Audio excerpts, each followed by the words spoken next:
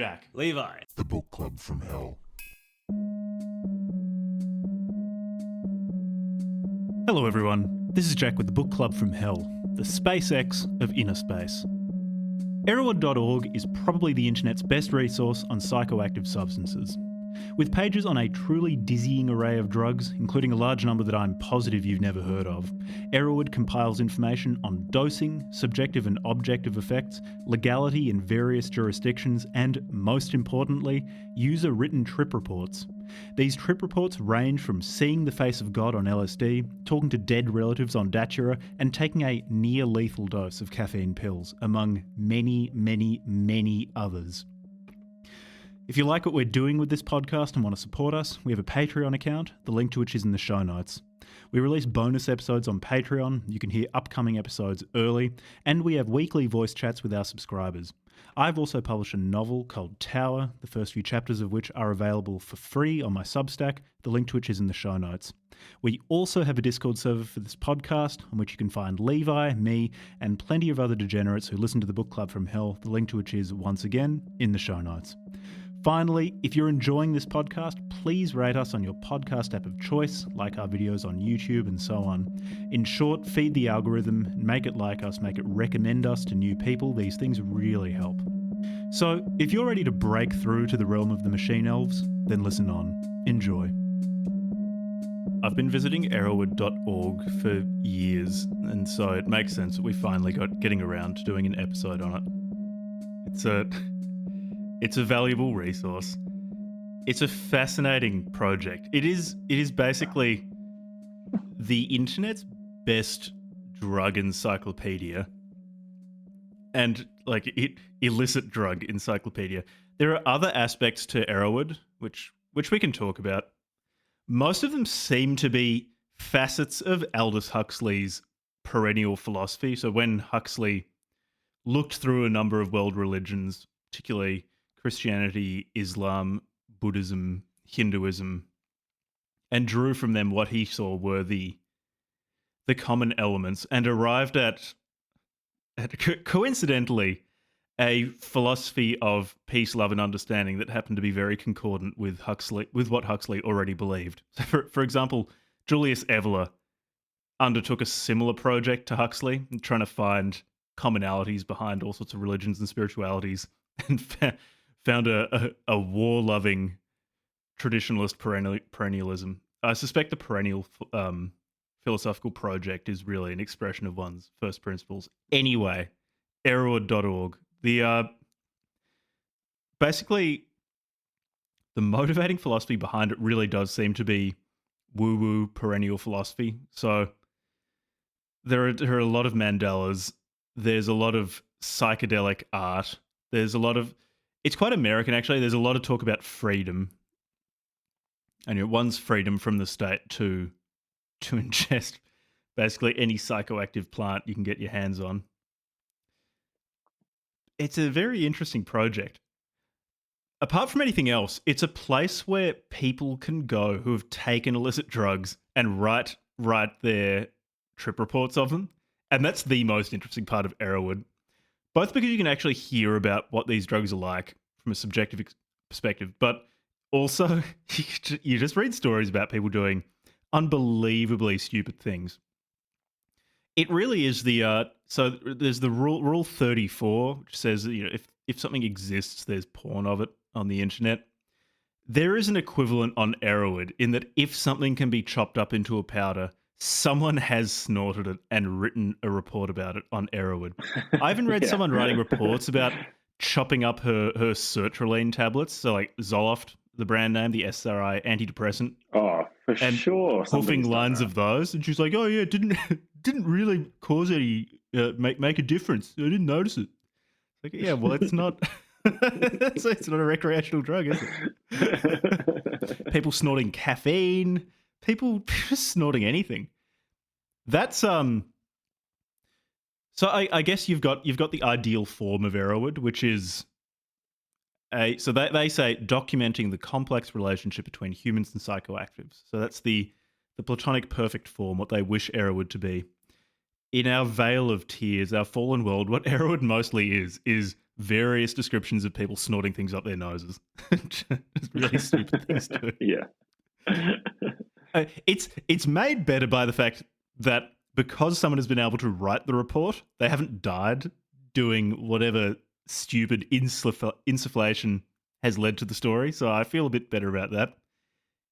Read some remarkably stupid things. I read a report while I was doing my scientific research for this episode about some dude who went to a party, left his drugs at home, and so went out and bought, whatever the brand name for caffeine pills is in the United States, like No-Dose is in Australia. And he ate, I think, like 4.8 grams of caffeine, which is apparently that's beyond the lethal dose. So He was like, "Oh, it was really bad." He went to hospital. Yeah, not even remotely surprised. I'm kind of surprised he didn't die. Yeah, Didn't have like a massive heart attack. The story was good too because he spent a lot of it just complaining about his parents, like not attending to his needs promptly enough when he came home, out of his mind on on caffeine pills. They drove him to the hospital. So not only did we get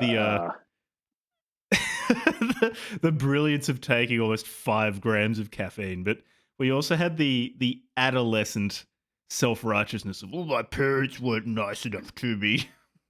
Well, I was munting and shitting myself in the back seat. I have an intuition that Australians are overrepresented on Erowid. I don't have any statistical information, like direct information, to back that claim up. It's just pure speculation. Mm. But knowing Australians, especially Australians, metropolitan Australian millennials,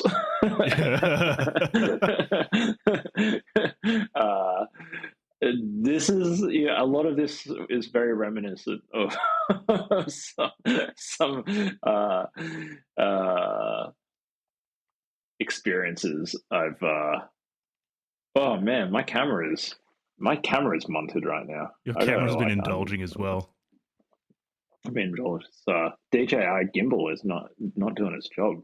Come on, get your shit together, China. So for those on YouTube, they can get the seasick edition of this podcast. Yeah. Levi's swaying camera. Occasionally, my gimbal will just spaz out. My apologies for that. I will switch over to my FaceTime camera. I do agree with your point. I'll come back in one tick. There are probably a bunch of Australians on Erowid or posting trip reports on Erowid because I'm not sure what it is. It's like in other countries, given that I grew up in Australia, but at least comparing notes with people older than us, for whom, say, smoking pot once was a big deal.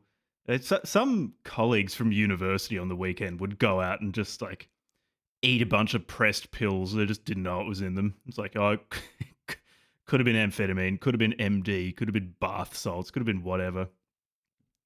Railing nondescript white powders, taking tabs of acid, eating mushrooms at the end of it, and then stopping themselves from being able to sleep for months because they did some sort of deep damage to their id. It might be because alcohol is quite heavily taxed in Australia, and I'm not sure previous generations were too sensible or didn't quite have that drive for dissociation and anesthesia as millennials and Gen Zs. But at least when it came to us, instead of drinking, people just started hoofing whatever they could get their hands on up their noses. And you're back. I was just saying that I agree with your point. Back from the high seas. Yeah. That there are probably a lot of Australians on Erowid because Australian millennials and Zoomers seem to love drugs. Yeah. I can't speak for Zoomers, but definitely millennials and Gen X is just wild about drugs. Almost as bad as the UK. Almost. I hear. I haven't been to the UK myself. But Yeah. In the UK, it seems like it's ketamine, which is the thing that everyone's nitrous going crazy for. Nitrous? No, fucking people in Australia do tons of nangs. More, I still remember you it's like reckon? sometimes if it was a Friday or Saturday night and you were at home, you would always hear outside your window of someone blasting a nitrous charge into a balloon What in the outside your front the door UK or in the inner north of Melbourne? in the inner north of Melbourne. Yeah, the inner north of Melbourne is just the worst. It's like Yeah, yeah. drunk I central. might have been in the worst place of it. I might have a jaundiced view of the rest of Australia based on sampling bias. Maybe only like Chapel Street in Melbourne would be the Yeah, only Chapel worst Street or place St Kilda. in the southern hemisphere for party drugs. Yeah, Yeah, yeah. So just been getting on I those also White think Stars and Blue Batmans all night. Buddha or whatever other. There's probably a whole bunch of symbols on Arrowhead that have been pressed into pills in Melbourne. Yeah, yeah. It's not, like I'm not saying it's a safe thing to do. It's a really stupid thing to do. No, the ones you want to be careful of are the pills, pressed pills. The press pills are the absolute worst. Yeah, because they could be dosed to just A friend of levels. ours whom I Someone won't name. someone other than what's the thing? They're someone other than me. Yeah, so this in the trip reports on Errorwood, I've noticed people more recently don't do it as much, but a few years ago, everyone referred to the protagonist, the drug taker, the imbiber of the story as Swim, someone who is not me. Sometimes they would Swim. talk about my dog. Like my dog ate 5 grams of dried Swim. mushrooms, Swim. smoked a few bongs, and then decided to snort no-dos and had a bad trip or something like that. But a friend of both of ours who had a fairly wild mid-20s was once telling me this story about taking a pressed pill at a club in, I think it was even New Guernica in Melbourne. Oh, gross. And within like 15 minutes, just having this overwhelming fatigue that got worse and worse and worse until he just like laid it on the ground and couldn't get up for an hour or so. And then he said when he eventually collected himself and got up and went to find the dealer to shout at them, he found the dealer was also passed out on the ground. Oh, no. I can guess who it is.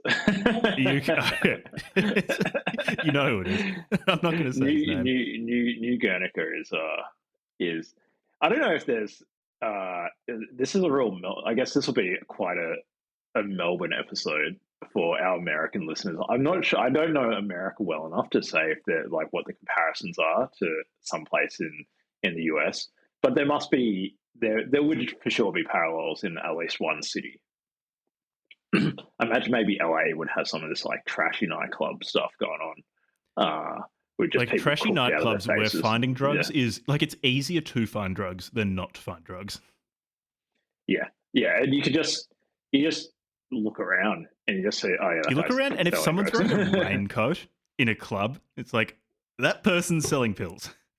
Or if they're wearing like Adidas tracksuits, or if they've got a bum bag. Well, there was a period of time in the clubs in Melbourne where mostly everybody had a bum bag or close to, so that kind of became a very low signal to noise ratio giveaway. But the problem with the bum bag too is either they've got drugs in it or a knife.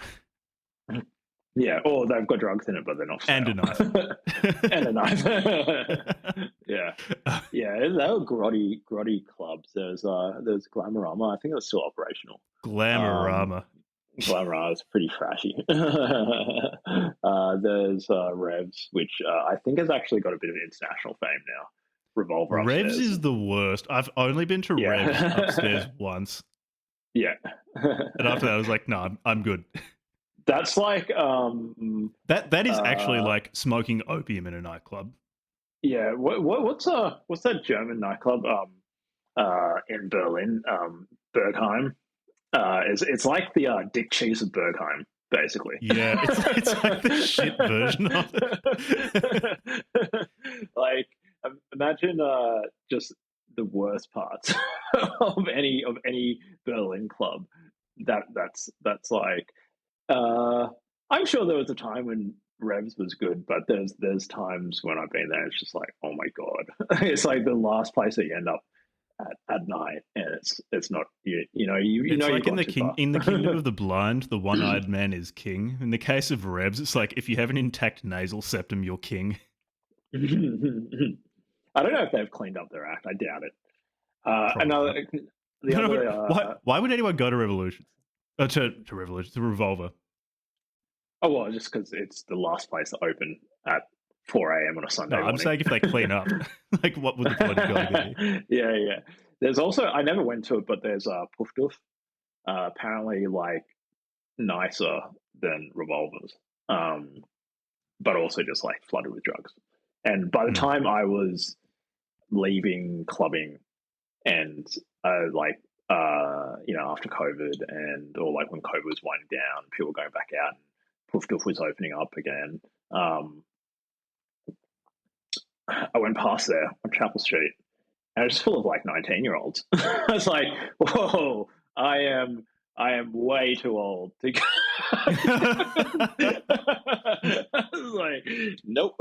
I'm going to go and get a drink. They'll appreciate your mature perspective on the world.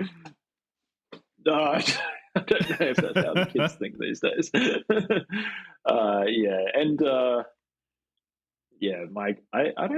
I sort of did a bit of clubbing. You never really got into clubbing, hey?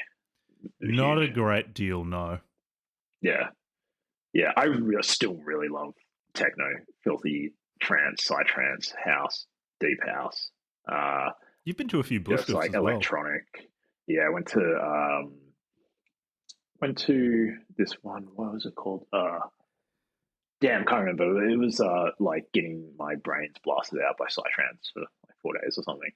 And I've been to some smaller ones as well. I would like to go to Burning Man, that sort of thing. But at the moment, I'm in a low clubbing, low festival. We went to Monofoma this year, so the Museum of Old and New Art here in Hobart. They have a annual festival called Monofoma, but it's like a bit of an arts festival, and it's very chill, and there's just like some outside music and stuff. But there was this one DJ from Denmark, Mama Snake. Mama Snake, so good. She tore up for like 2 hours, and there's like sets of hers, 8 hours straight, 10 hours straight, or whatever, in a place like Copenhagen, Bergheim, and stuff, and she just rips. She's awesome. So, anyways, Erowid.org. What the Erowid? This is all scene setting for Erowid. What was I going to say? What? So, problem situation. What's Erowid trying? They're actually trying to solve something real. Well, you could read. We can laugh about it. I can read on the About Erowid page. Our mission. You do the mission. I'll do the vision. Our mission. Erowid is a member-supported organisation providing access to reliable, non-judgmental information about psychoactive plants, chemicals, and related issues. We work with academic, medical, and experiential experts. They're just people who've taken drugs and will write about it. Anyway, taken a lot experiential at what point do you become an expert in this experience? Like, is it when just you've smoked a bunch of microdose salvia, the world has folded up like an accordion, you've experienced the void, and then come back. That's when you're an experiential expert on, not an expert. on salvia. I flat out refuse to take salvia. That's something I'll never do. In your Minecraft have indulged fairly widely, but I'm not touching salvia. I've never heard anyone who's had a good time with salvia. I've heard it's just horrifying. Man. And 5-MeO. 5-MeO. I wouldn't seek it out. If it were in front of my Minecraft avatar, I probably would. It's like 95% chance I would. It doesn't sound. It sounds kind of interesting, though. Getting to experience the absolute void. Yeah.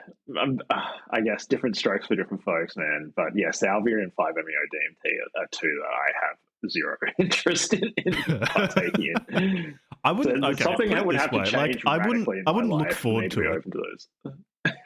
I really wouldn't be looking forward to it, but I would be interested, though. I'd be curious enough to give it a shot. Fortunately, this is all hypothetical. Yeah, it's all hypothetical. Do you want to finish off reading the mission statement? Yeah. So we work with academic, medical, and experiential experts to develop and publish new resources, as well as to improve and increase access to already existing resources. We also strive to ensure that these resources are maintained and preserved as a historical record for the future. I'll read our vision too, because that also elucidates a bit of their problem situation, how they're going about solving it.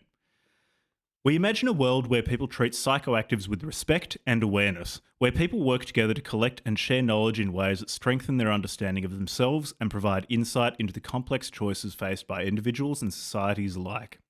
We believe that truth, accuracy, and integrity in publishing information about psychoactives will lead to healthier and more balanced choices, behaviours, and policies around all psychoactive medications, entheogens, herbs, and recreational drugs.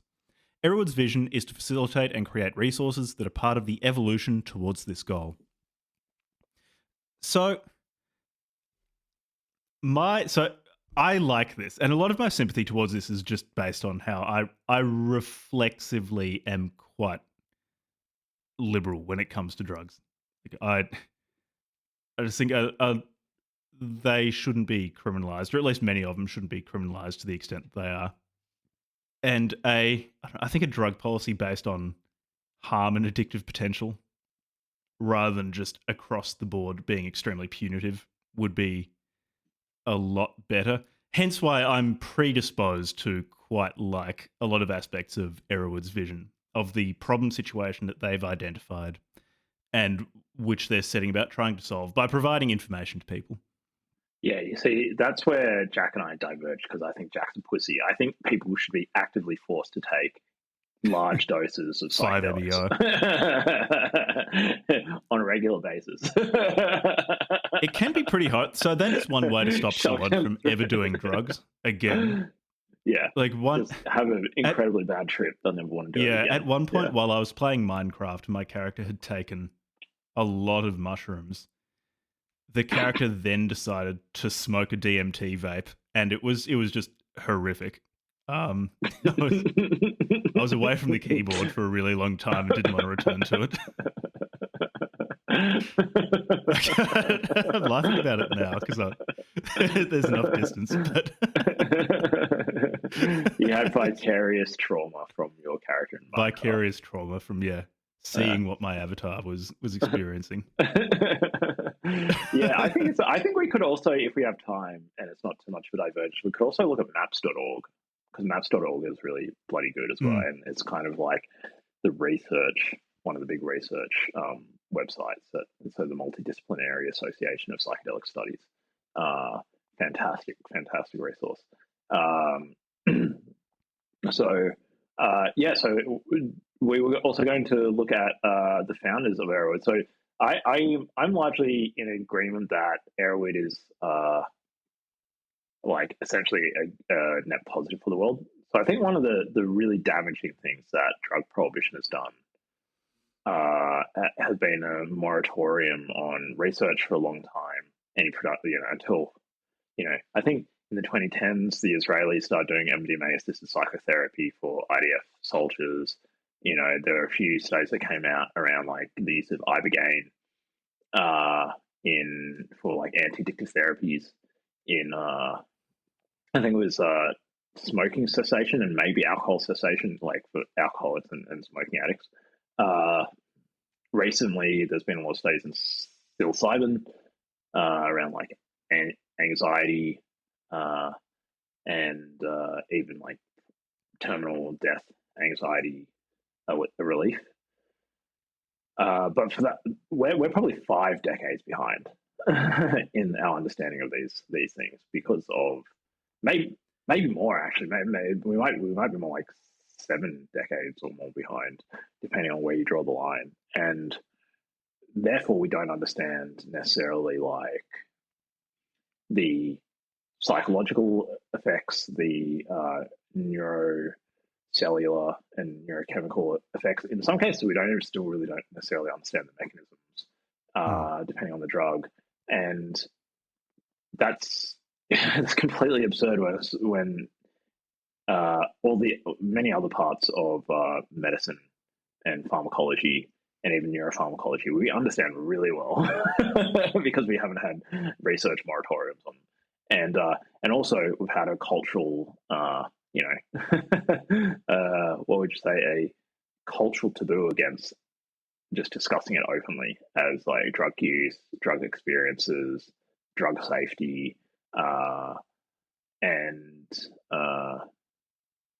so I think like MAPS is more on the research side of things, but Erowid, I think it has largely done a good job of like, hey, like destigmatizing from a cultural, if you have like the kind of scientific, I suppose, or maybe not scientific, but like I guess almost like clinical, like more clinical and psychotherapy based side of things. That's MAPS, and Airwood is like more cultural side of things, so like giving people a forum to like discuss their experiences and stuff. I think is like really interesting, and for a long time that they're doing it. Yeah, they've been going, I think, since 1995. Yeah, but I feel like with MAPS is sort of the utilitarian side of drug policy reform. Erowid is the experiential side, and the side that I just find more interesting because I think there is value actually to safely experiencing altered states and the sorts of experiences that you couldn't reasonably expect to have without chemical assistance. So, for example, I think it's like there's a huge amount of value. In fact, I would go even further than what you said. Like, if you just had MAPS or just had policy, I've got friends who work in drug policy reform, and these are younger people, so maybe if I comment on like the existing establishment on like harm reduction in Australia and stuff, it can be really dry. It's not embedded in people's actual experiences of like positive drug experiences or negative drug experiences. It's stripped down to the biochemical stuff or the health stuff or the statistics of it, and there's no, hey, what is it actually like to have a bad trip? What is it actually like to have a good trip, or whatever drug it might be, if it's a trip or whatever. And so to have a forum like Erowid, there's people who are reckless and documented, and we can have a laugh about it. Like, we'll laugh about it because it's funny. But, it is funny. But also, I think there is value to... So the level that I think is important, but I care less about, is the level of utility. And things like harm reduction do fall into there. And I think even people talking about their incredibly reckless experiences of just taking stupid doses or stupid drug combinations does fall into that, and it serves an important role. Of like we said, we'll laugh at it, and it is kind of funny because the people are all right. Like the guy who presumably the guy who went to was hospitalized because he had a dropper bottle of liquid acid and tried to just drink from it. And he said he squirted something like 29,000 micrograms of acid down his throat. For listeners, 100 micrograms of acid will send you into another dimension for 8 hours. So stuff like that, because presumably the guy has the wherewithal to type it out now. It's kind of funny, but it makes me feel sick imagining what that would be like. But all that harm reduction stuff is important.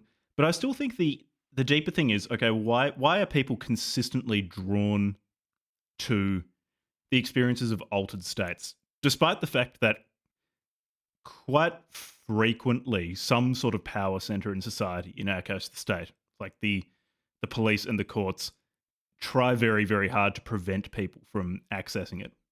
And then you look at the legal avenues for altered states. So caffeine, alcohol, nicotine. I guess you've got Zyn pouches like nicotine if you have a bunch of them. People flock to those as well. People do seem to desire... prescription drugs. People abuse prescription drugs as well. Prescription drugs, yeah, but you're not meant to eat a bunch of Xanax. No. Are there any other over-the-counter things? Probably not. There used to be ephedrine, but that's been ephedrine, controlled cough syrup. I think it's bigger in the US. Right. People, like syrup right? Like what's it called? Lean. Lean. Yeah, I I'm don't not get actually that, sure man. what lean It's like is. alcohol and cough syrup. Because I know that I there think used to they're be like codeine mixed. cough syrup in Australia before they stopped that. Purple drank. You mix prescription cough syrup with like uh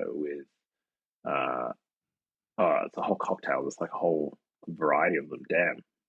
Oh, Scissor is also called Scissor. A whole bunch of rap songs just made sense to me. No, but Anyway, people do seek out altered states, and many people do seem to actually find something of value in them, and something of value that is directly experienced. It's not something that is then schematized into some sort of utilitarian framework. It's not a value that they get from it of, oh well, I don't know, I've done this safely, or I've done it and allowed research into neurochemistry or something like that. The direct experience of it carries some sort of value for them. And Erowid, I think, yeah, is absolutely. Erowid's good in that it provides a place for people to talk about that. And hopefully, if this project continues, I would like there to be greater and greater acknowledgement of not being completely reckless. Granted, like even something like alcohol, which is so well understood by most people, at least in the West, even with that, people can be extremely reckless. You know, go out and drink 30 tinnies, get paralytic drunk. Jump behind the wheel of your like Ford Land Cruiser or whatever. I don't know. Yeah. Does Ford make the Land Cruiser? I don't know. Well, big car. But the stupidity of drinking isn't quite at the level of the stupidity of some of the stories you see on Erowid. Yeah, people do some pretty wildly stupid things on alcohol, though. Oh, they absolutely do. But yeah, like when you were in, like, come on, like when you were practicing, right, and you were in the hospital. Surely most of all the drug related in terms of being an absolute alcohol, menace, surely alcohol's really bad. One, because it's so easily available. It'd be like ice and alcohol, wouldn't it, in Australia? Yeah, well, also because I worked rurally, it was a lot of meth. Yeah. Yeah. For other people, when I say ice, it's like crystal methamphetamines. Yeah. In Australia, it's called ice. Alcohol, yeah. In terms of, if you were just looking at regulating drugs in terms of like negative externalities, alcohol probably wouldn't be legal. Given the problems of alcoholism, the problems of regular, even non-alcoholic drinking, like the fact that you can actually die from drinking too much. Whereas it's like there's not a known lethal dose of LSD, at least in humans, for example. Yeah. And then also just like the antisocial behavior encouraged by alcohol. Yeah, well, yeah. Like I should say, I think alcohol should be legal. I just think a whole bunch of other things should be legal too. It's just a double standard, that's all. And it's really weird. Thank God that there's some parts of the Western world that are making progress, more or less, whether it's Portugal. And I know Portugal has issues with decriminalization, but at least from what I've seen, but at least from what I've seen, like that's good that at least they tried stuff. Obviously Holland tried stuff. Different states in the US are trying different approaches rather than a sort of clandestine uniform. Just it's illegal. You will get slapped with a possession offense or whatever, depending on. Anyway, I think that's probably the biggest benefit of all of Erowid.org as a project is that it gives a place where you can get information on things like dosing, what to expect from drugs. So each, like, they've got all these pages. So they have the LSD page, and they'll have basics, which will tell you things like dosing, positive, neutral, negative effects. They'll have some harm reduction things. I have noticed I might not have read enough. In terms of harm reduction, they tend to lean much more towards these things are fine, they're not going to hurt you, rather than it will hurt you. Yeah. Whereas it's like, with all these things, you've got to be honest with yourself. Like, yeah, it is probably safer and healthier not to take any of them. You see this most with marijuana. Yeah. Like you do have a number of people who really, really stand for it and seem to think that it just causes no problems whatsoever. In fact, might improve your health. Or it's like, well, there's an entire industry now in Australia. It can be fun, but cannabis. let's be very clear. Like, it's better not to use this. But yeah, I think that the provision of information of almost codifying the diffuse information that people will have basically learned from just taking drugs and putting it together in one place where there's some sort of oversight and some sort of editorial discretion is really, really valuable. Yeah, yeah. And it's important to note that for a lot of people, especially when it comes to psychedelics, but also to a lesser degree, things like MDMA, which I guess can have psychedelic effects. Have enough, you can start hallucinating. Yeah, but Minecraft experience.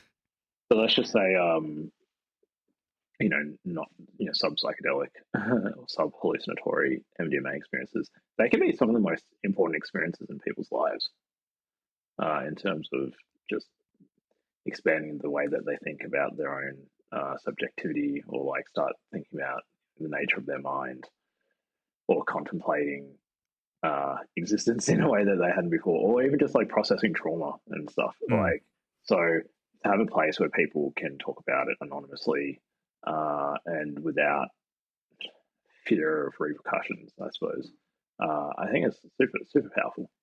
Yeah. Also, I'm not sure if this is talked about much on Erowid, but it's more something I've observed, that also to have somewhere where people are basically told that there is a difference between those euphoric or those profound states that are experienced while intoxicated and the rest of your life, or the connections between those two things. Because a problem can be if someone feels, say, takes MDMA, feels wonderful, and instead of integrating those experiences into the rest of their life, into the subjectivity that they wander around in for the vast majority of their existence, if they don't do that and instead just keep returning to MDMA at the expense of their normal subjectivity, then that's a real problem. Yeah. Whereas those experiences can be really valuable if, like you said, they're integrated into your sober life. Yeah. To have a place where someone tells you that, because these things are illegal, and because the culture around them is in some ways deformed in response to massive state efforts to stamp it out, those sorts of points aren't necessarily made when someone is looking to try MDMA or some other mind-altering substance. And in that, like, that's where you can get into real danger. You can go down a really dark path if your existence is basically just a search for that next peak experience that you're not integrating. All you're doing is looking for more of peak experience. Yeah, even if it's not drugs, the jumping from peak experience to peak experience. But drugs, I guess, I think, probably of all the different types of peak experience dependence people can develop, whether it's sex or, I don't know, adrenaline rushes or whatever, kleptomaniacs or whatever. But it is a peak experience. It's it's intense. Yeah, exactly. Or cage fighting, bare knuckle fighting or something. Cage fighting, like casual sex, I think could fall into that category too. Drugs definitely, like, what depends. I guess this caveat, what type of drugs, how often. There's a whole bunch of caveats and parameters that you can play around with, but it can definitely get pretty hairy. And I think the way that it seems to me is that, because of the stigma and the moratorium on research and all that history and stuff that we're still living in under prohibition, and it's just not realistic. It's just being imposed top down. It's just like people have always taken drugs. This is completely unrealistic war. And anyways, like that creates this like polarization where it's okay. There's actually a sensible conversation to be had here around the pros and cons and the risks and the potential benefits. And there are serious risks around addiction or like harm, abuse, taking too much, taking it in the wrong setting, taking it too frequently, mixing things that you shouldn't mix because it's dangerous, it affecting other parts of your life. That's a really reasonable conversation to have. But then sometimes, at least maybe I haven't looked enough around at Erowid, but when I've looked at Erowid before, it's just like there doesn't seem to be any negative or very minimal negative feedback loop in that sense. And I almost feel it's just like, okay, well, Erowid playground becomes so harshly hey, like, don't want to be paternalistic here, but non-judgmental. Non-judgmental. It's like you want some judgment with these things because you can really hurt yourself. In reaction to I think that's a very good point. Overlying culture and policy frameworks that we live within structurally in Australia and places like the US and stuff. That I'm not surprised that there isn't that just a bit more of a moderate conversation like, hey, that's a really interesting experience that you took nearly 5 grams of caffeine. Wow, that's a crazy story. Also a pretty fucking dumb thing to do, man. Yeah, it is remarkably stupid. Like, astonishingly stupid. And why did you do? Like, why did you even think that was a good idea? Like, who did you talk to about it? Because he didn't have he was at a party and didn't have drugs. It was like, oh, I'll just take a lot of no-dos. I can't do it. That's so I mean, for those listening, it's like caffeine. To judge, but that is like, that's really you can take enough caffeine to kill you. Blow up your heart. Yeah, you need to take a lot. And you're probably not going to get there by drinking cups of coffee. You're going to need to use powders, which I think were banned in Australia eventually because uni students were using them to study, which like is kind of, I think, just drink your coffee like a normal person, but fine. I can see the reasoning. But they weren't weighing it properly. They were just eyeballing it, and so someone just took a lethal dose. Oh, really? Right. Oh, it's powder, right? Yeah. So like, So isn't like a large... Isn't a large energy drink in Australia? It's like 160 milligrams of caffeine, and they normally say like a Monster or whatever. They'll be like maximum 2 per 24-hour period or something.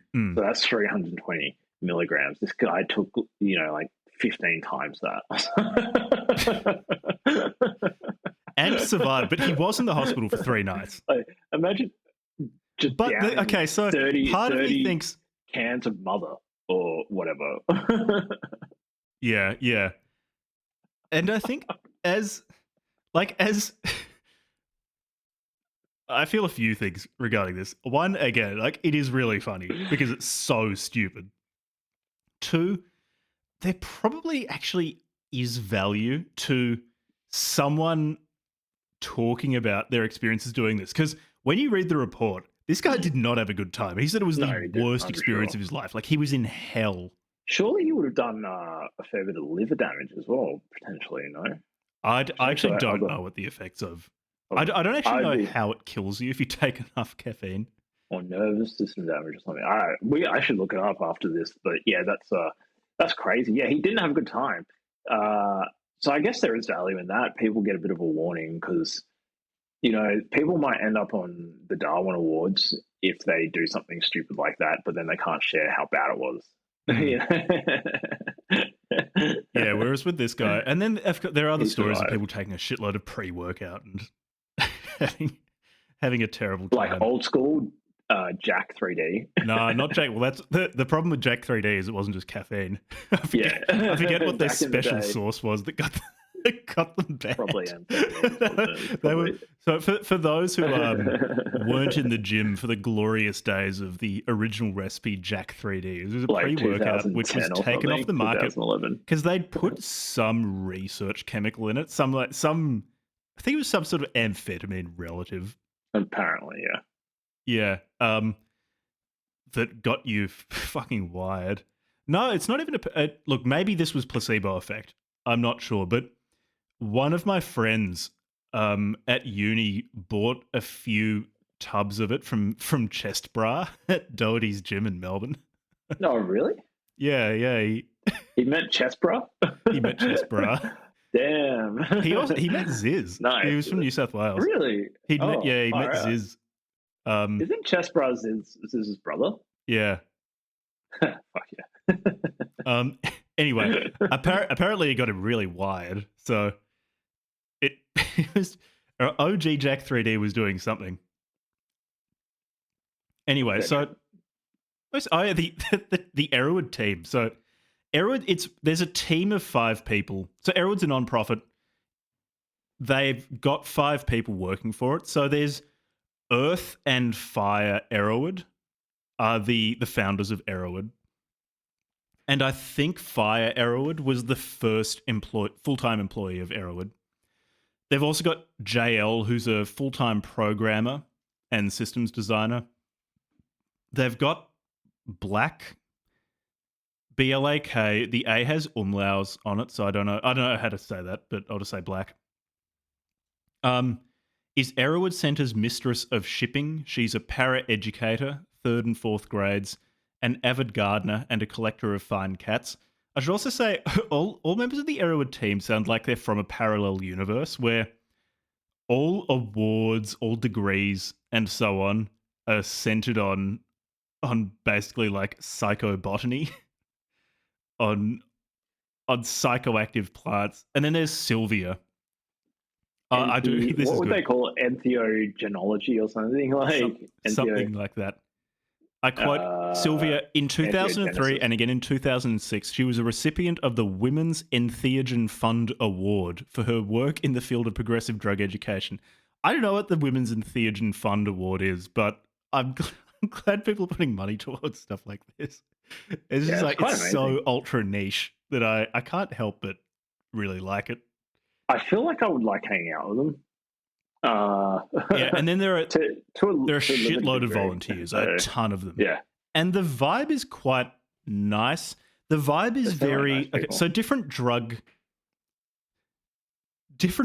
users have different personalities. Like there's an cannabis person. There's an speed personality. The vibe I get from the Erowid team is that they like psychedelics. They've got... Oh, they definitely like psychedelics. Sure. There's a particular type of person who sells psychedelics, and they're not... Yeah. They tend to be quite non-threatening. Tend to really like tie-dye. Tend to really like psytrance or fish. It's one or the other. Or yeah, these guys look like more like definitely because there's also a type of acid head. There's the more like hippie psychedelic, which you might like dabble more in like psilocybin and stuff as well, and then there's like the full blown like clubbing acid head. Or like Grateful Dead vibes. Oh my god, clubbing on acid sounds like the worst thing you could possibly do. That sounds horrible. I couldn't do that. No, thank you. That sounds hideous. I mean, maybe an extremely small dose might be fun, but I don't know. Like, not tripping. Anyway, hey, more power to you if you do that. Whatever. The Erowid team and the volunteers, I get quite a nice vibe from them. Yeah, they're probably really weird people. I'm sure they're extremely weird people. A lot of them are from Northern California as well, which didn't surprise me at all. This whole website is strongly Northern Californian. Oh, for sure, yeah. Hey, I'm going to link you an article from the website, and I'm going to start reading it. It's a very short article. This is 2016, 20 years of weird, era weird. This is... Though it began as a side project in 1995, Erowid rapidly became an immersive life work for the two of us, Earth and Fire. It quickly moved to a 40-hour-per-week hobby and finally became an income-earning job in 1999, when we first asked for donations. In 2001, Sylvia Thyssen joined us, having already worked at MAPS and DanceSafe. Oh, DanceSafe, nice. It's a good organization. then in 2004, JL started helping after experience with the drug policy of the European Union. So they then talk about a whole bunch of goals that they reached, and a whole bunch of other stuff. But down at I don't know how much traffic they're getting now, but yeah, they do say as of January 2008, they were getting average of 55,000 unique visitors a day. probably way up since then. I'm sure it's way higher than that. Quite a few people use this site, and it's still very active. Like, sure, a lot of the stuff about Arrowwood was last updated when 2017, so a while ago, but people are still posting trip reports. It's being updated a lot. Like, this site is very much alive. Yeah, why they've kind of gone quiet on the. I wonder why. I hope they're right. Maybe they're just happy with the forum, just cruising doing the thing. Yeah, it's really interesting. Should we read some trip reports? Yeah, so Arrowwood, when you first visit arrowwood.org, the front page has a few different sections. There's oh, my internet's going really slowly. Yeah, there's plants and drugs, which is the main bit, and the bit that almost everyone's going to be going to, because that's where they're talking about drugs. Mind and spirit, which is where they talk about spirituality. Like I said earlier, it's a very Aldous Huxley perennial philosophy kind of thing. They've got a vault, so they call like main pages vaults. So you have the LSD vault or the MDMA vault. They've got the death and dying vault under mind and spirit.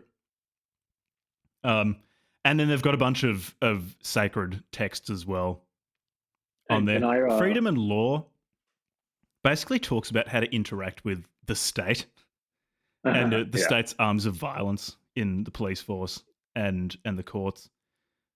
With respect to drugs, and mostly in the context of the United States of America, which makes sense because most of the people involved in Arrowwood are American. Culture and art, if you like tie-dye, that section's great. Library. Or if you like Alex Gray's art. Is it Alex Gray? I'm pretty sure does the DMT art. Hey.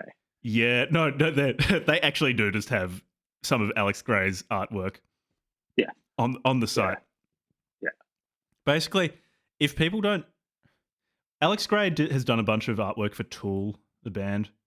I guess people who are... Everybody's seen Alex Gray. Everybody's seen at least one. It's like, you might not know his name, but it's like Hieronymus Bosch. Like, everybody's seen it. And then once they know, right, that's Hieronymus Bosch. Yeah.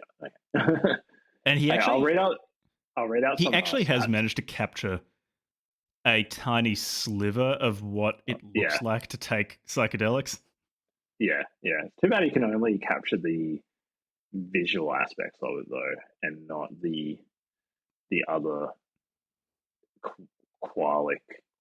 The fact that you're tasting, smelling, and feeling everything you're looking at as well, and the movement. Yeah, and the sense of detachment from one's own physical corporeal form. So there's a great set of stats here from 2000, newsletter 30, 2018. So I'm going to assume that all of these things are basically moved up. But here's 9 interesting stats about Arrowwood as of 2018. There were 737 substances that have at least one experience report in the Arrowwood databases. 355 substances have at least 10. Man, I didn't even know there were that many substances you get cooked on. It is. So if you go to... so when you go into the drugs part of Arrowwood, they have a table with commonly searched drugs. If you just go to their list of all of the drugs they have on the website, it's huge. Like, I've probably heard of maybe 10% of them. That's crazy. Especially when they start getting into research chemical psychedelics. Whereas, like 3 people will have used this that they bought off some really, really dodgy Russian online pharmacy. And then a bunch of the time too, they'll have some research chemical psychedelic with a huge warning on it. It's like, oh, this has killed a bunch of people. Actually, it's really toxic. Don't take it. Yeah. So there's another interesting stat. So they reject 55% of reports. So apparently, really submitted for review as of 2018. Yeah, 55. And as of 2018, 112,000 reports have been submitted, including both published and unpublished reports. So that's got to, I would imagine that would be well over 200,000 by now. Psychedelics reports are the longest, followed by fentanyl, yoga, fasting, and ritual. Ritual reports are fentanyl. No, not fentanyl. Phenylethylamine.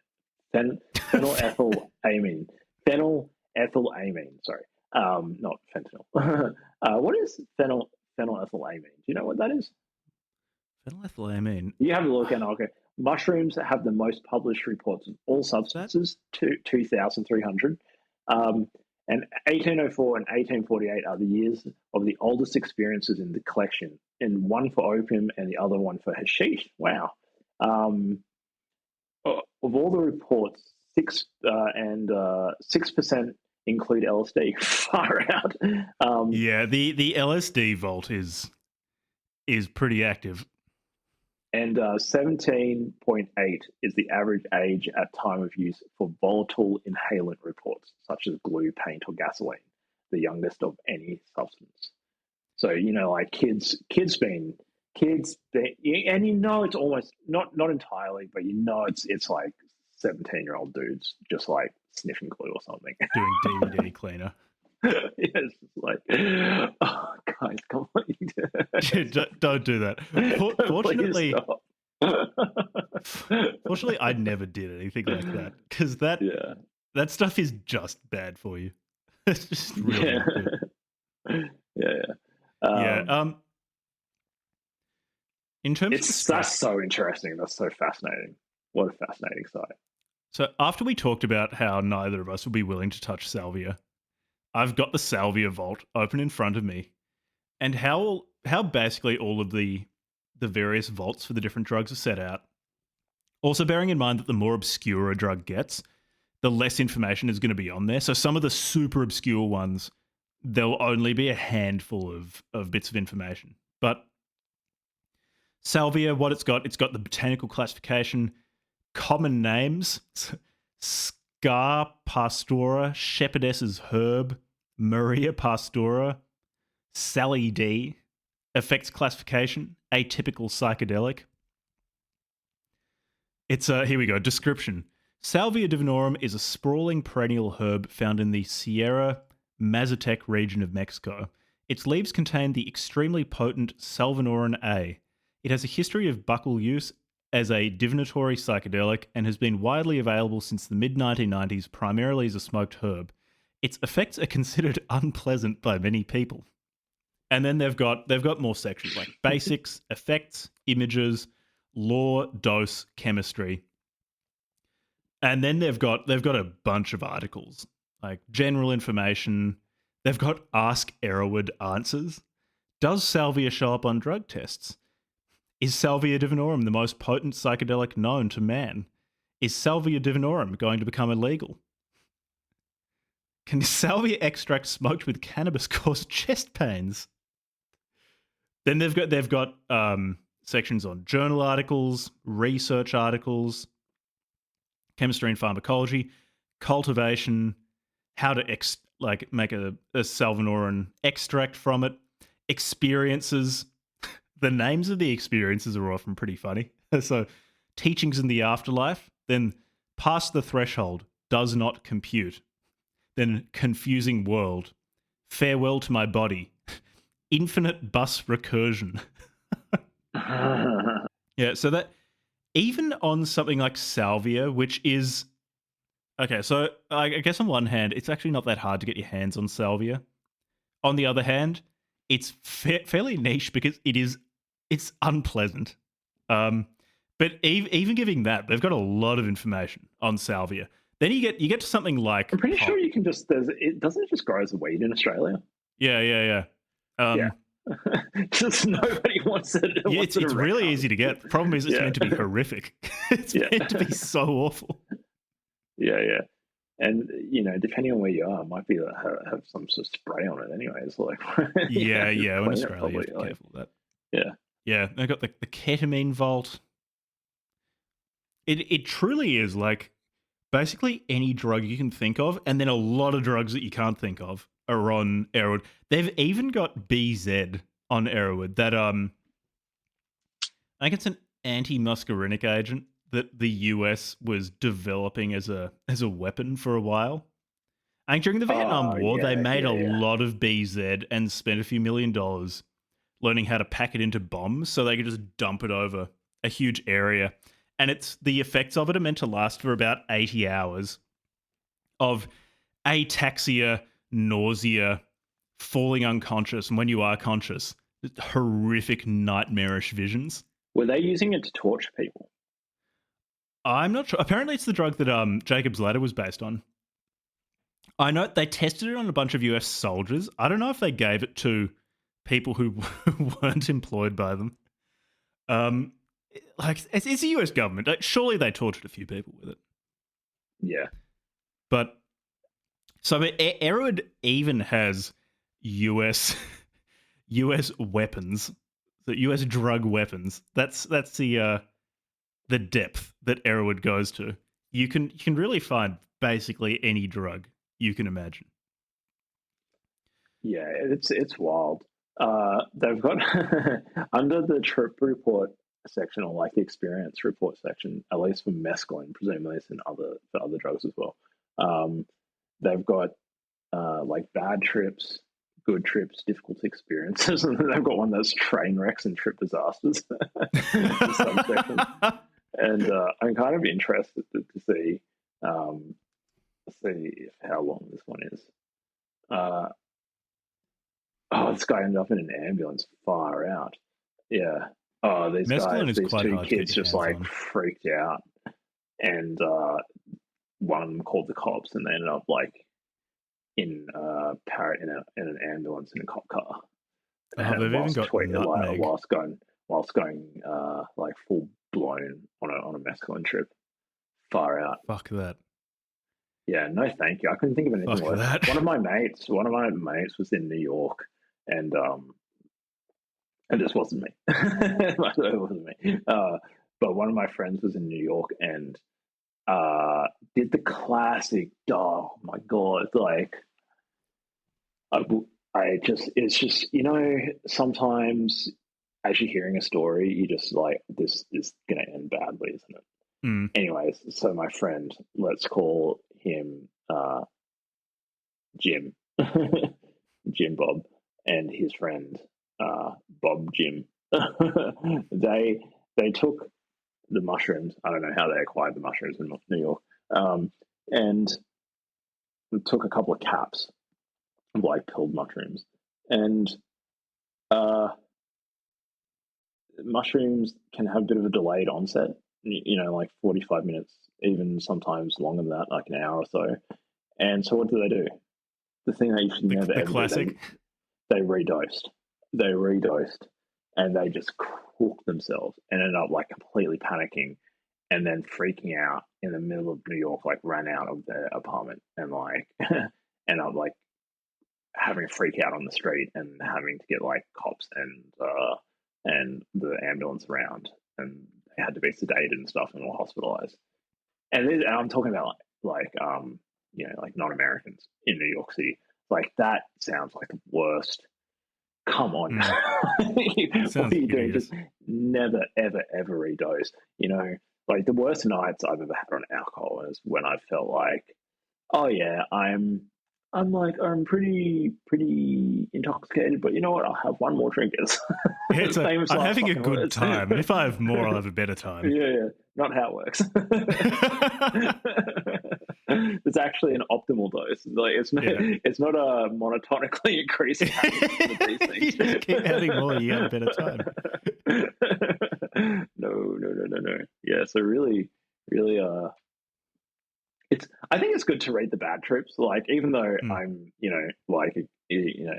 for the like, I don't know what exactly. I don't exactly know how I'd put it, but it's something around like just reform in general. I don't know if it's like specifically what type of decriminalization. I don't know the different like nuances of these different things at this point in the game. Like, the conversation's evolved a lot over the years, but largely speaking, reform. But notwithstanding my attitude towards like being pro-reform, it's really, I think it is healthy to read how badly it can go wrong. Not necessarily to deter people, but just like, hey, these things, like, you should have respect for them. You should have a healthy amount of fear. Yeah, just the knowledge that these things aren't toys, and you can pretty easily overindulge and have a terrible time. Yeah. And it's like I guess it's when you were talking earlier about peak experiences and seeking that, and how with drugs, one thing that does separate them from peak experiences from going skydiving or something like that is, with a lot of other peak experiences, you need to actually work for them. So with skydiving, like, you need to pay the person, go up in a plane, jump out of the plane. There's a lot of organization that goes into it. And there's not really an equivalent of redosing. Like, you can't be already falling out of the plane and go, oh, well, I want to fall out of it more and feel this more intensely. You can put a jetpack on. Yeah, and fly towards the ground. Yeah. But the thing with drugs is you can just take a really big dose and something's going to happen. You don't have to work anymore for it. Like, once it's in you, something's going to happen. And then you can take more. And again, like, once you've taken it, you've removed your ability to titrate the experience. Like, whatever you've ingested is now going to work through your system. Which does make overshooting quite easy. Yeah, and why it's why some of these really negative experiences on Erowid are quite valuable to read, because it really reinforces to you that this could happen to you if you're not going to be like. Yeah. I'm not going to say sensible, because if you're taking, say, psychedelics, you're probably not being that sensible anyway. But you can be more or less sensible within the context of taking illegal drugs. Yeah, and there's two other things to note about that. Because of the lack of because of all the stuff I've mentioned before, taboos and stuff, and it's often not really treated that seriously in say mainstream entertainment or whatever. It's like the butt of jokes, right? Yeah. And so, and it's like, yeah, sure, that's fine, obviously, on some level, but if that's all there is, how can you expect people to approach this stuff with like a healthy attitude of trying to be responsible within reason, given the fact that they're taking something that was probably bought off a guy in, like, I don't know, some not very clean situation, potentially. In his shitty Corolla parked in a back street or something. Somewhere. Yeah, exactly. Or, I don't know, on a park bench or something. and so that's the first issue, is like education. So just people just not being educated. And that's why, like, organizations like Dance Wise, I think they mentioned they're partner of Dance Safe. These days, like harm reduction in Australia and stuff, are doing a better job of just trying to get information out to people, like, hey, don't mix these three drugs together. They synergize and you can have a heart attack or whatever. Yeah, that is right. It's the combinations are, I guess, so if you actually do spend a bit of time on Erowid, you will pretty quickly work out that there are certain combinations that are quite popular. There's a matrix. I think they've got a matrix. Yeah, and that some that people really avoid and tell people to avoid. And some that people tell you to are very encouraging of. Yeah. Oh, you should candy flip. Yeah, like candy flipping. What is it? Is it shroom flipping or something like that? There's a word. Yeah, was it the hippie flip where you do shrooms and MD? MD, yeah. And so, but the other thing is, like, because they're not. See, the thing is, right? Like, if you have a black market, it doesn't mean that if it's illegal, there's still a market. It's just not being regulated. So, for example, if you're on, I know it's a prescription drug, but if you're on prescription dexamphetamines for an ADHD diagnosis, you can dose it precisely using pharmaceutically graded, properly dosed pills that are pure, and it's like tightly, it's regulated, it's quality assurance and all that sort of stuff. Whereas like you buy, I don't know, speed off Kiltro or whatever. And it's he like, comes to you in an there's Uber no after he quality got his assurance. license taken away. There's no quality assurance. You don't know, like, that's the dodgy thing about Melbourne in the 2010s was, that you're always taking a risk, not necessarily just from the fact that you're putting a substance in your body, but it's just, well, you're putting a substance. It's just like you don't know where the hell it's from, what it's mixed with, you know, or how clean it is, like, and it just completely screws the entire, like puts the consumer safety at risk, you know. So I can understand why like a lot of people wouldn't even like want to put themselves at risk to partake in that. That would be pretty reasonable. Which is completely reasonable. Yeah. It's a totally sensible approach. Yeah, just don't even like take the risk of like, oh, this pill that I'm going to swallow is, what if it's got something that's like hepatotoxic or something?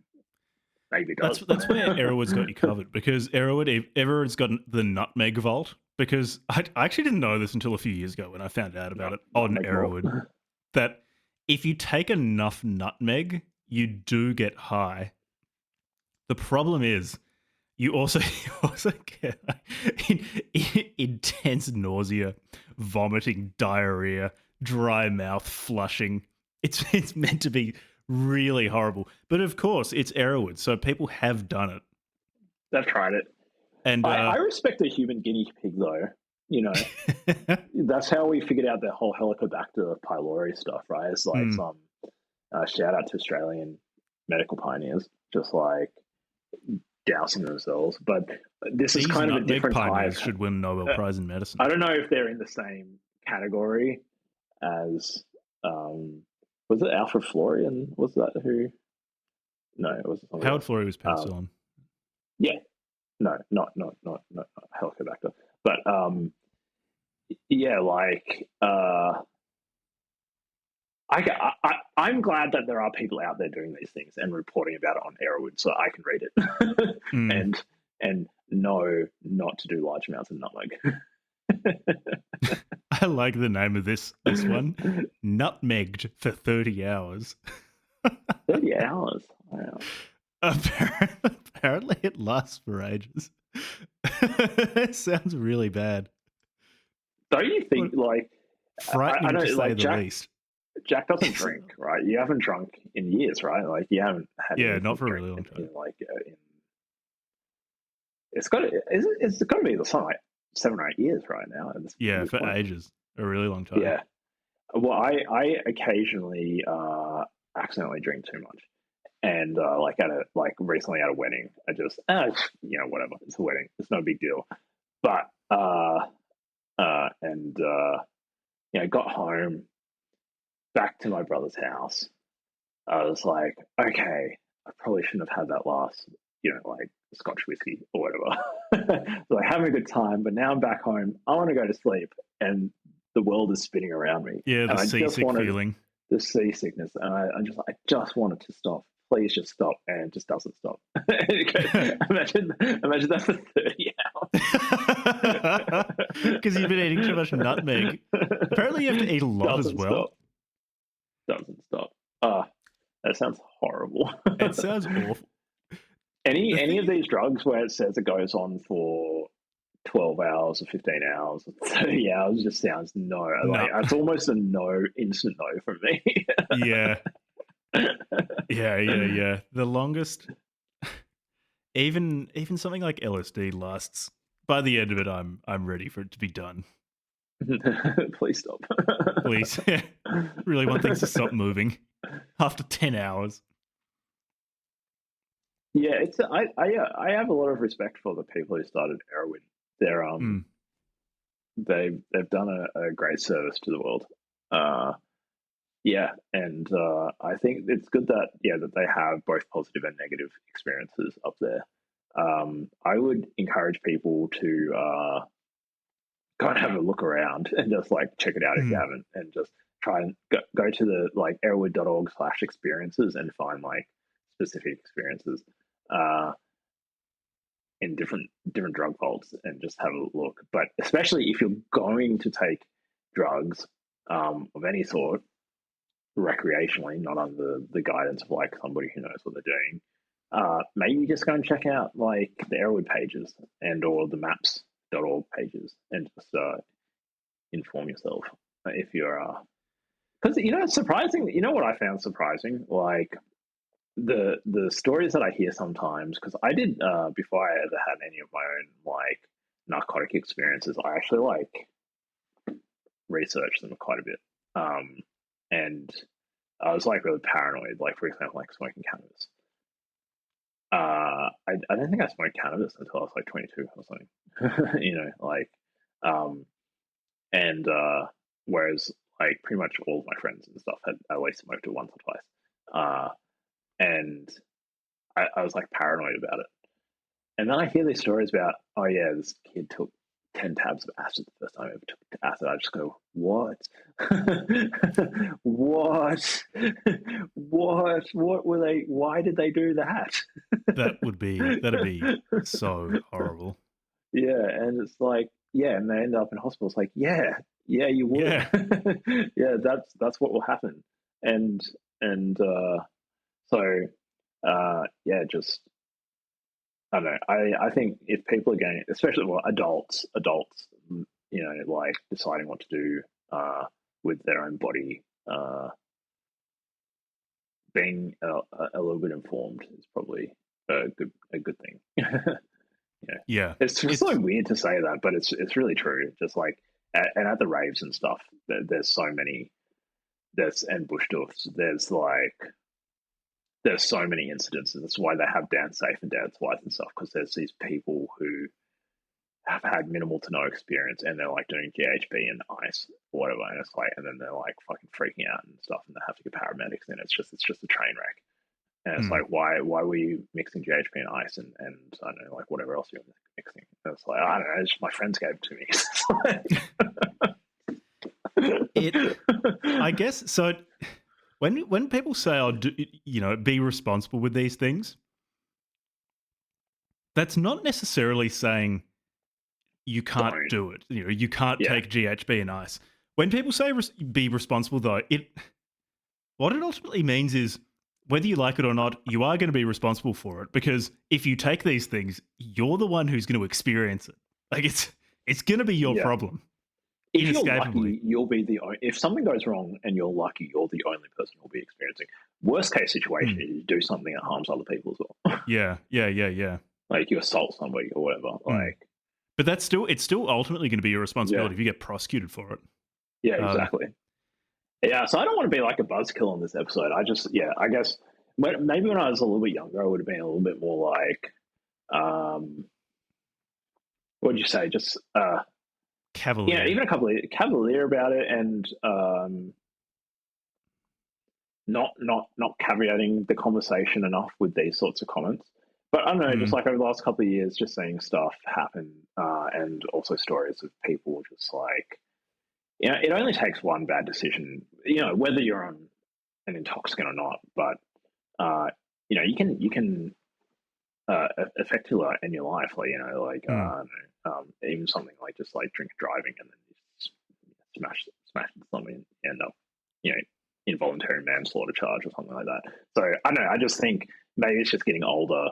I think like I still definitely support people to like make independent choices for themselves, informed independent choices, and I don't really like the current state of the drug war and stuff, but definitely want to just like fill up just caveat everything around like that is like, but also well, I think it's important to do though, and I totally agree with your perspective in that, like I'll speak for me, not for you, in that like I've tried quite a few different drugs or recreational drugs, and I think it's important to acknowledge the reality of it, in that like they can be really fun. They can offer you experiences that you can't experience sober. But like all of the caveats you made are completely true. Like you don't know where they came from. It's like, this is a white powder. you're not, like, chances are you, the listener, are not a chemist. Like, you can't analyze it. You're just trusting what some guy on, like, Wicker or fucking Telegram or something, or Signal said to you. That it was. And even get a pill testing kit, and you'll see it's not just whatever you think it is. Yeah, but and it's also like, okay, maybe you haven't done it before, so like you don't know what it's going to be like. You don't know about dosing, so something like Arrowwood can help you out there. But still, maybe you're just really sensitive to it. You're going to have a bad time. Yeah, some people like. There's also what's it called? Just the diversity. I can't remember what the there's a particular term. The pharmacokinetics and pharmacodynamics are of the diversity like between of people. They can vary. Quite significantly. Extremely significantly. Yeah, and then say, are you going to flip out? Are you just going to freak out when you're taking it? Yeah. And if you don't have someone sober watching you, that could turn out really badly. Like you, Levi, saying about your friends in New York who just like ran out of their apartment. If they had a sober person with them to calm them down and say, look, you're not going outside, stay here, it's going to be better. There are,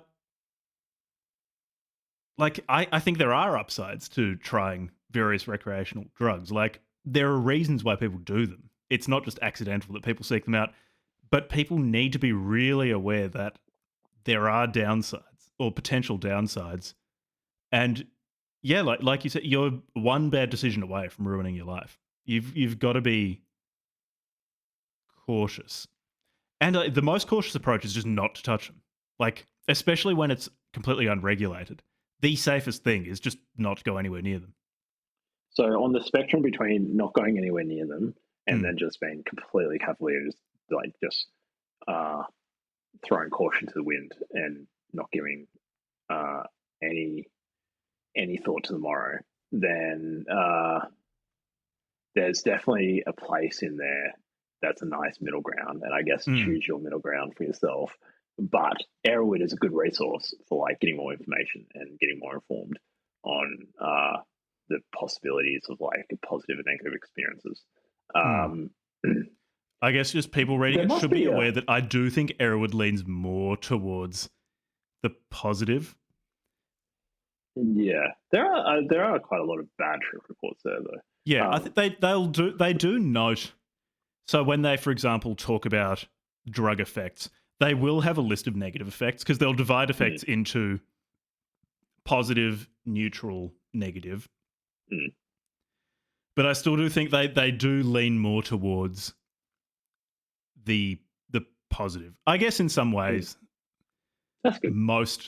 Most things talking about drugs lean heavily towards the negative. So yeah, you could say, maybe it balances out in that way. But you can go people interacting with Arrowwood, I guess, just be sensible with how you evaluate this information. Yeah, if you go to the which Australian, it's like Australian AOD, like alcohol and other drug, like drug helpline, and the AIHW, the Australian Institute of Health and Welfare, like it's all negatively valenced. Like any mainstream stuff that you get from the US government or whatever, it'll all be negatively valenced. So yeah, like as I was saying before, a bit of a counter, like Arrowwood is almost like a cultural counterbalance to all of that. So it has its place in having a bias towards positive experiences, which I think is fine. Like taking the broader context. What's I think would be really interesting is like we want to read some psychedelic books, like maybe the psychedelic experience. I think it's called the psychedelic experience.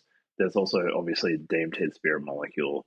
There's a few other ones. The psychedelic reading something by guide. Alexander Shulgin, I was looking into. It's just, I mean, I guess I'd just buy a hard copy of his books because apparently it's like half the book. He's got, it's particularly, I think it's tryptamines I've known and loved, and maybe it's like, yeah, that would be a good one to read actually. And then what's picker? It's like phenylethylamines I've known and loved. Oh, it's he was a strange chap. All these dudes are strange chaps. Hoffman was strange. Yeah, it was Terrence McKenna was strange. What is Pickell? So anyway, I would like to read. He's got these two books that are just like, at least in psychedelic enjoyer circles, are very, very highly regarded. Pickell and Tickell. Tickell, I'm pretty sure, is tryptamines I've known and loved. I think Pickell is phenylethylamines I've known and loved, or something like that. Yeah, and so like half the book are basically drugs like psilocybin and DMT. Yeah, this guy who I think he and his wife lived somewhere in California. He was a chemist, and they basically just cooked new psychedelic drugs and took them, and then wrote about the experiences. He created half the book are basically like recipes for making them, and the other half is like talking about psychedelics more generally. And I think for episodes, so the problem is online, it's quite easy to find the how to cook or how to make in a lab these various drugs, which I'm not very interested in and wouldn't make for a very fun episode because, like, what do we say? It's like, boring. I don't really, I don't have much of a background to be evaluating this. I'm not going to. And then the bits that I would want to read, where it's his reflections on the psychedelic experience, you can't find, so I'd need to get the hard copy. Those would be quite fun to do because he and his wife are really interesting people in that they actually did just live somewhere in California and cook up novel psychedelics, take them, and then write about the experiences.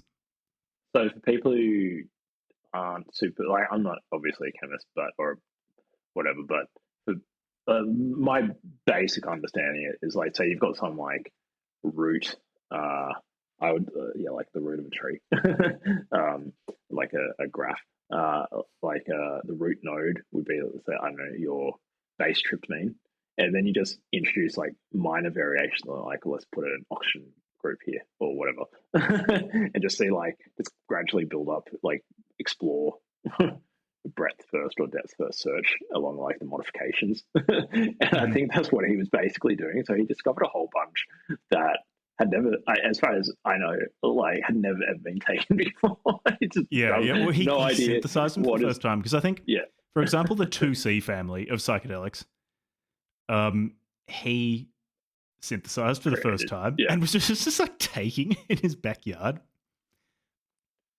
That's crazy. That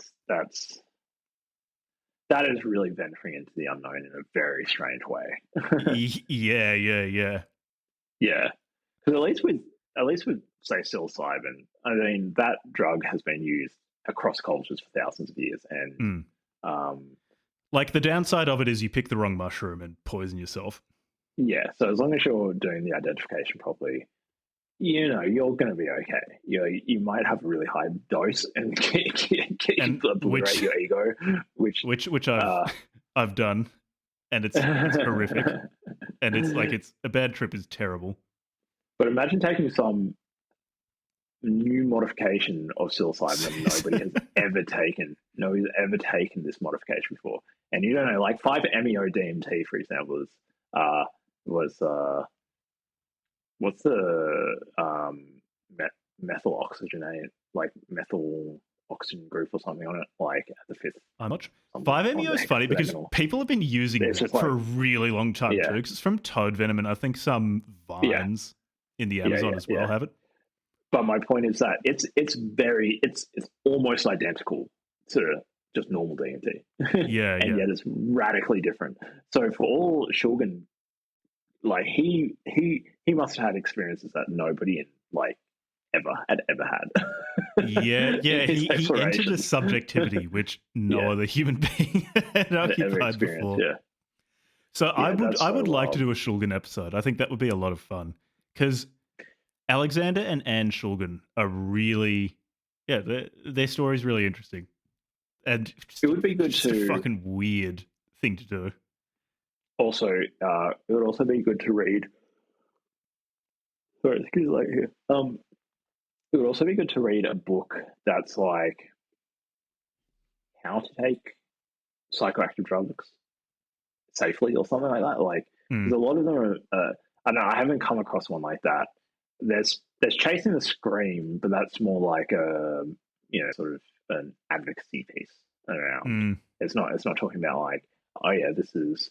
I'm sure there is a book out there this is how you take acid safely or something. I don't know. I've never read anything like that. There are a few pretty basic rules though that I feel like you don't even need a whole book to talk about that. Yeah, because I don't know. I guess I can just say really briefly. It's like this is all assuming that you know what you're taking, which is a huge caveat. But assuming someone knows what they're taking, have someone sober to watch you, know how much you're taking, be in a safe place that you're not going to be interrupted or you're not doing it on the street or something like that. Have food and water nearby. That's I'm trying to even think of what else. I think that's it. It is worthwhile having some sort of benzodiazepine on hand if the trip's getting out of hand and you want to stop. Like have Valium or Xanax or something nearby. But I guess that's as far as I can think, like probably the main things. Just to be safe. Are there any other parts of Arrowwood that you want to go over? The thing with Arrowwood is there's basically an infinite number of really funny trip reports that you can find. Like people getting like amanita mushrooms that they found in the forest and eating them. And then, writing trip reports called like, my personal hell, or I was trapped in the screaming void for 2,000 years. But oh god, that's horrible. That sounds horrible. But people can find those if they just go on Arrowwood. Yeah, what do you think? Have you ever had like a really bad trip, like one that you've like has just been like any of these that you feel had a really negative impact on you? I don't think any. So I've had 2 trips that were just awful, like proper bad trips. Both on mushrooms. Right. None of them had an effect. It's not like I woke up the next day and was having panic attacks. I felt fine the next day, like kind of tired because it's for those who haven't tried psychedelic mushrooms. You're switched on.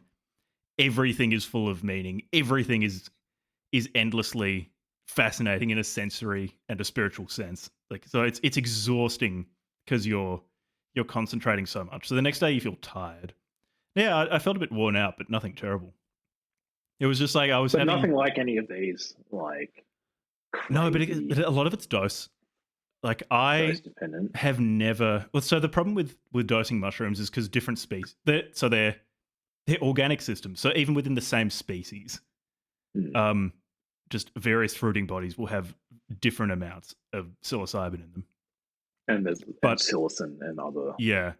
Like, I've never taken a crazy dose. I think I took 4 grams of dried mushrooms.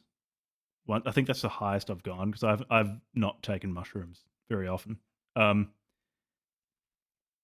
No, so the really bad experience I had was when the mushrooms I had were a different species to what I was told they were before taking them.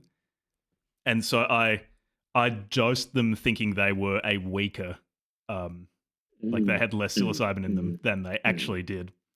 And I just remember like I got my consciousness got split into thousands and thousands and thousands of parallel processes of Jack, who were all initially operating the same, but as time went on, started to drift apart. And I was experiencing all of them at once, and I was looking at the clock and thinking, God, I hope this stops soon. And time kept slowing, and then time started going backwards, and I realized that I would be trapped there forever, and it would never stop. Yeah, it was hideous. Bad trips are so bad. Yeah, right. It's one of the big downsides of these things that people who are thinking about trying them should be aware of. Like bad trips are so bad. Yeah. And once it's in your body, like once it's in there, you just have to deal with it. I guess you could, if you do have access to, you could, like I said earlier, some sort of benzodiazepine. Those like knock the trip on its head. Like they calm everything down. You might just fall asleep. So if you're going to be tripping, having access to those can be really, really good if you just want it done. And that I basically now just want every time I trip that in reserve just in case. And then presumably there's depending on I don't know like the details of like the different benzos, but like would there be safety concerns around that as well? Like that you don't want to accidentally take too much. I guess it's dose related. Like yeah. So I mean, the only times I've ever taken benzos have really been to end a trip. And so I'm basically benzo naive. I have a very, very low tolerance. Right. I don't need to take much to make me fall asleep. I think it's just dose related. Like if someone's going to take a stupid dose of some sort of benzodiazepine, it could be dangerous. But you know, as far as I'm aware, there aren't any sort of negative interactions with LSD or psilocybin or something like that. I guess that's basically a lesson of almost all of these things. Is just don't be a dumbass with the dose of anything you're taking. Yeah. Like it goes for alcohol as well. Like just don't be a moron with it and drink a ton of beer. Yeah.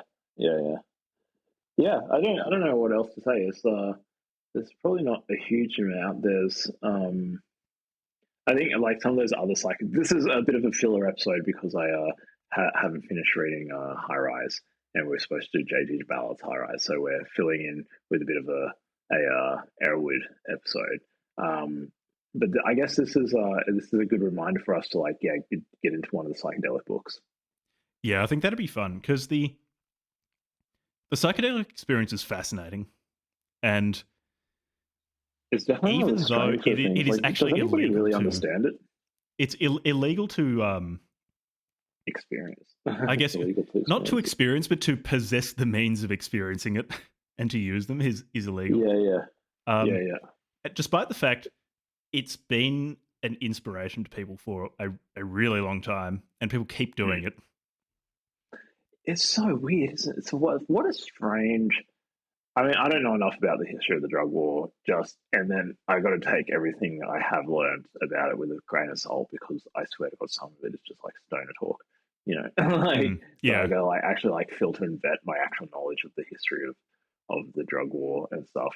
But it is really odd, don't you think? Like the state of, hey, you're not allowed to possess, say, D-lysergic acid. Because what it makes you sit there and stare at the wall for 6 hours. Well, this is what I was saying earlier with drug policy. It probably should take more into account. I feel like disaggregating intensity of effect with things like physical danger is important because, for example, something like LSD is, again, just caveating everything with it's supposing that you know what you've bought is actually LSD. It's quite non-toxic. Like there's no known lethal dose. Like if you take a lot, you'll have a really bad time, but you'll live. But the effect is extremely intense. So you can get to the point of just ego death. Like you are pure experience. There's no intermediate sense of I. But it is a strange one to be prosecuting so much, given that what are the downsides in terms of society of you taking it? Well, you'll take it and stare at the stars for 6 hours or something like that. And then wake up the next morning. You might be a bit sleepy, but you don't really have a hangover. I can understand, say, making something like smoking meth illegal, like fine, like there are huge downsides to that. Like if you're just going for harm reduction, making it hard for people to get their hands on heroin is I think there's a case to be made for that. But especially with some of the psychedelics, they're pretty innocuous from the perspective of personal harm and then negative externalities. Like you're not going to drop mushrooms and then go out and get into a fight with someone. Yeah, no, like, and then in terms of like habit forming, at least in my experience, after I take psychedelics extremely infrequently, like maybe once a year, if that, because after taking them, it's like I have a good time. Once everything has stopped moving and like I feel like a coherent entity called Jack again, I don't want to touch that stuff for ages because I'm just so thankful that everything's still. Anyway, I do wish there were a bit more subtlety when it came to drug regulation, rather than just having drugs as a monolithic entity. That there's no difference acknowledged between like smoking crack cocaine and taking mushrooms. Yeah. Yeah, well, I guess I don't know if I have much else to say. It's been we're at an hour and 40 minutes. Do you want to do you have anything else to add? Do you do you feel like do you feel like Earth and Fire Airwood have solved their problem situation? Are they achieving their goals? Well, I mean, I don't. If their problem situation is taken to be particularly government responses to recreational drugs, no, because obviously drugs are still illegal, or recreational drugs apart from alcohol, caffeine are still illegal. But in terms of a more limited goal of providing a place where people can find information on these things, they're going some way towards solving their problem situation. And in terms of what I recommend Arrowwood, I would like it's apart from anything else, it's fun. Like it's fun to read about all sorts of weird drugs that you've never heard of, or to say what the experience of drugs that you have heard of is like. It is also valuable in terms of harm reduction. I do think you no pun intended, you do tend to view the drugs more soberly after seeing particularly the bad experiences that people have had on them. Yeah, it's good in that it's a place where people can talk about these things, but also encourage others to be at least somewhat safe. Just not to approach these things like toys. Yeah. I would largely agree with you. I feel like they're obviously when people write these mission vision statements things, they can be a bit lofty. So, Airwood by themselves are not going to achieve their mission and vision, or particularly the vision. But they are a part of a broader movement that is making progress against that vision, which I'd say is a positive thing. So I feel like I'd give them a pass on that. Yeah. And I like Arrowwood. I'm glad it exists.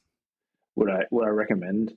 Check it out. Especially if you're, I assume there's some component of our audience who are maybe into neuroscience or psychology, psychotherapy.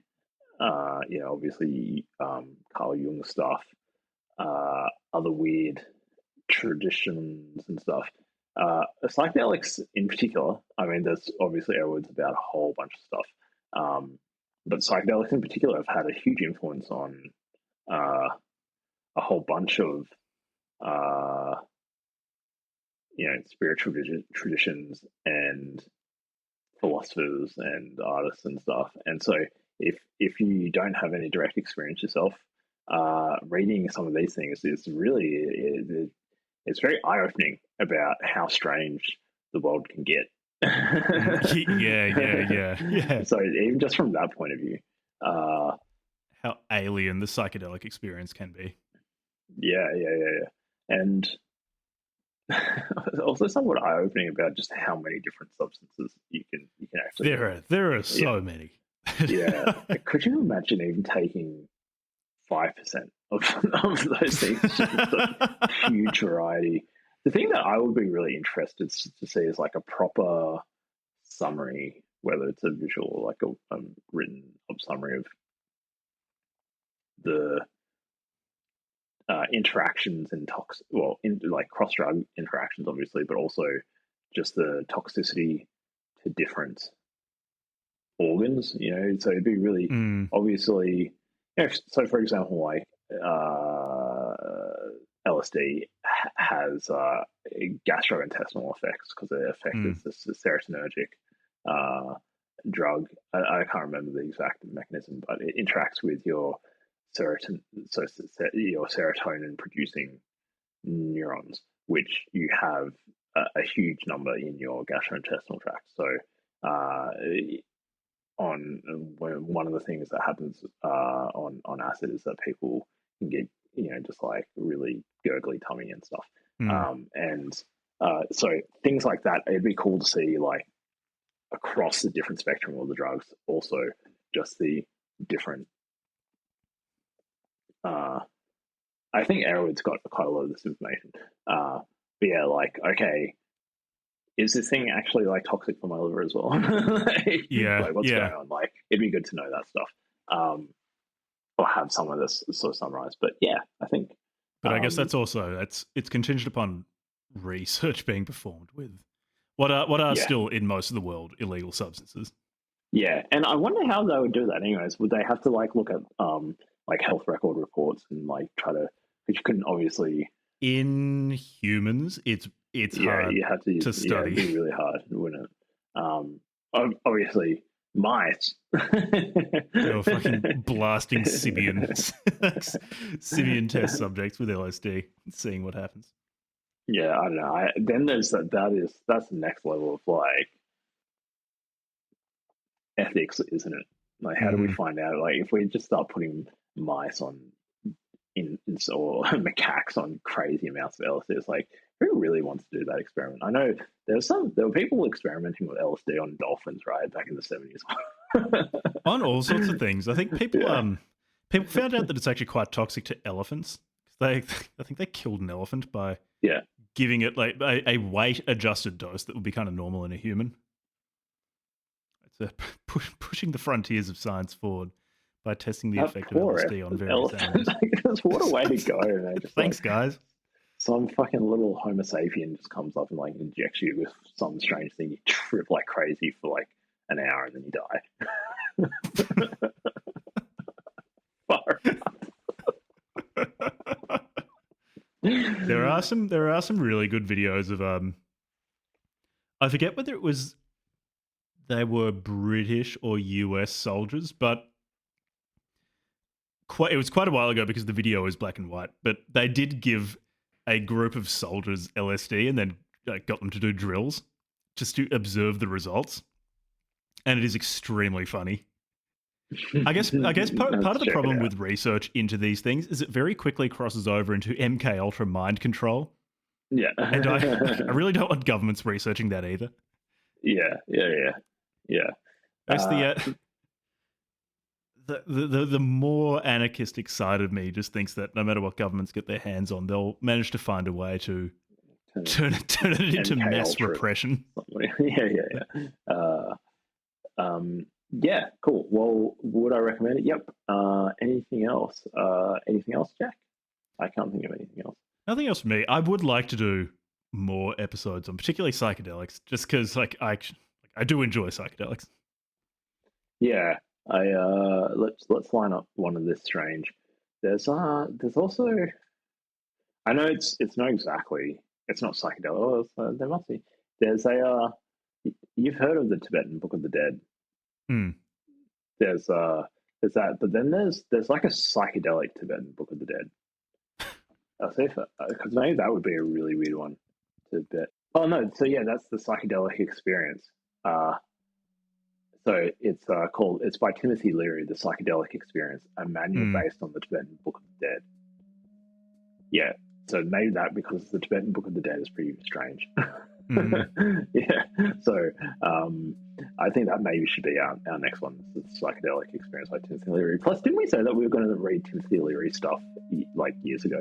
2 years ago, we said that when we read McKenna. There are a few of these people like Timothy Leary, Terence McKenna, that would... Well, I mean, we've already covered Terence McKenna ages ago, who would be a perfect fit for this podcast. Yeah, let's do Timothy Leary stuff. Or again, Shulgin. Like, a Shulgin episode would be Shulgin really good. And Leary. Yeah, nice. Yeah, cool. I'm up for that. Yep. See how we go. We'll schedule it in. All right. Well, thanks for listening. Yeah, thanks for listening. All right, we'll see you next time.